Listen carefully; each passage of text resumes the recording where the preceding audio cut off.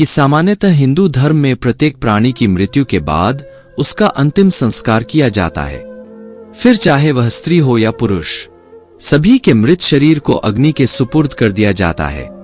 परंतु मित्रों, क्या आपको ज्ञान है कि छोटे बच्चों और गर्भवती महिलाओं के अंतिम संस्कार की विधि किसी सामान्य मृतक से अलग होती है? और इसके बारे में गरुड़ पुराण में विस्तार से बताया गया है। आज की इस वीडियो में हम यही जानेंगे। नमस्कार और स्वागत है स्पिरिचुअल ज्ञान भक्ति में एक बार फिर। तो दोस्तों, जब भी कोई महिला गर्भावस्था में होती है तब उसके शरीर में एक नहीं बल्कि दो आदमियों का निवास होता है, अर्थात एक महिला की आत्मा और एक उसके गर्भ में पल रहे बच्चों की आत्मा। ऐसे में अगर गर्भवती महिला की मृत्यु हो जाए तो सबसे पहले महिला के पेट से बच्चों को चीर कर निकाल लेना चाहिए, क्योंकि संभव है कि माता के शरीर को तो आत्मा ने त्याग दिया हो, परंतु बच्चों की आत्मा अभी भी उसके शरीर में ही होती है। अब अगर बच्चा जीवित हो तो उसका पालन पोषण किसी भी और दूसरे बच्चे की तरह ही किया जाना चाहिए, और अगर बच्चा मृतक निकले तो इसका क्रियाकर्म कैसे किया जाता है, इस वीडियो में आगे जानेंगे। मित्रों, गरुड़ पुराण के 10वें अध्याय में गर्भवती महिला के अंतिम संस्कार से जुड़ी एक स्पष्ट विधि का वर्णन मिलता है, जिसके अनुसार मृत गर्भवती स्त्री का भी गरुड़ पुराण में स्त्री के अंतिम संस्कार की तरह ही क्रियाकलापों का पालन करते हुए दाह संस्कार करना चाहिए। गरुड़ पुराण में स्त्रियों के लिए विवाह को ही व्रतवन अर्थात स्थानीय संस्कार कहा गया है।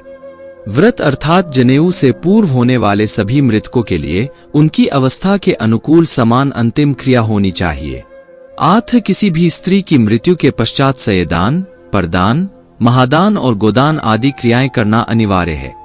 गरुड़ पुराण में यह भी बताया गया है कि जब किसी गर्भवती महिला के पति की मृत्यु हो जाती है तो इस अवस्था में उसे संयम और धैर्य का परिचय देना चाहिए।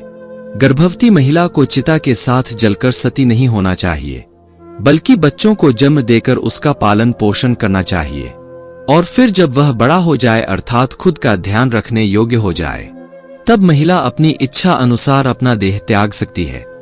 परंतु मित्रों, कालांतर में सती प्रथा का अब अंत हो चुका है और यह प्रथा अब कहीं देखने को नहीं मिलती। इन सबके अलावा गरुड़ पुराण में यह भी बताया गया है कि नवजात शिशु अर्थात अल्पायु में मृत्यु को प्राप्त होने वाले मनुष्यों, जिन्होंने अभी कुछ भी देखा नहीं होता, अपने संपूर्ण जीवन काल में जिन्होंने अभी कुल मिलाकर थोड़े बहुत ही कर्म किए होते हैं, बहुत कम विषयों का जिनसे संबंध रहा होता है, कम अवस्था और स्वल्प देह वाले ऐसे मनुष्यों के मरने पर होने वाली क्रिया भी कम ही होनी चाहिए। दोस्तों, नवजात शिशु की मृत्यु हो जाने पर जलाया नहीं, दफनाया जाता है। मृत शिशु के मुंह में तुलसी के पत्ते के अलावा चांदी या सोने का सिक्का डाला जाता है। फिर नहला धुलाकर उसे नए श्वेत वस्त्र पहनाए जाते हैं और फिर उचित स्थान पर दफना दिया जाता है। और मित्रों, ऐसा नवजात शिशु से लेकर 27 हफ्ते तक के मृत बच्चों के साथ किया जाता है। हिंदू धर्म ग्रंथों में बताया गया है कि इसी उम्र के बाद बच्चे उपनयन अवस्था में पहुंचते हैं, और इस अवस्था से पहले मरने वाले बच्चों को अग्नि से पवित्र होने की कोई आवश्यकता नहीं होती। इस अवस्था से पहले बच्चे अनजान और पाप रहित होते हैं। दोस्तों, यही कारण भी है कि इस अवस्था में पहुंचने से पहले बच्चों को जनेऊ नहीं पहनाया जाता। वहीं 27 महीने से अधिक आयु वाले बच्चों के दाह संस्कार करने का प्रावधान है, और यह क्रिया तब तक संपूर्ण नहीं मानी जाती जब तक मृत बच्चों के अंतिम संस्कार के पश्चात इसकी हड्डियों को गंगा में विसर्जित नहीं कर दिया जाता। इसी के साथ गर्भवती महिला की मृत्यु के पश्चात मां की गर्भ से निकले मृत नवजात शिशु के शव को गंगा में बहाने की बात कही गई है। गरुड़ पुराण में गर्भ नष्ट होने के संदर्भ में भी अलग से एक तथ्य का वर्णन किया गया है, जिसके अनुसार गर्भ नष्ट होने पर विशेष रूप से दुग्ध दान अर्थात दूध का दान करना उचित माना गया है। जूड़ा कर्म से पूर्व लगभग 3 वर्ष की अवस्था वाले बच्चों की मृत्यु पर जलपूर्ण घड़े का दान करना चाहिए और खीर का भोजन करना चाहिए। इसी तरह 5 वर्ष तक की आयु वाले बच्चों की मृत्यु होने पर खीर और गुड़ के 10 पिंड दान करने का प्रावधान है, जिसका वर्णन भी गरुड़ पुराण में मिलता है।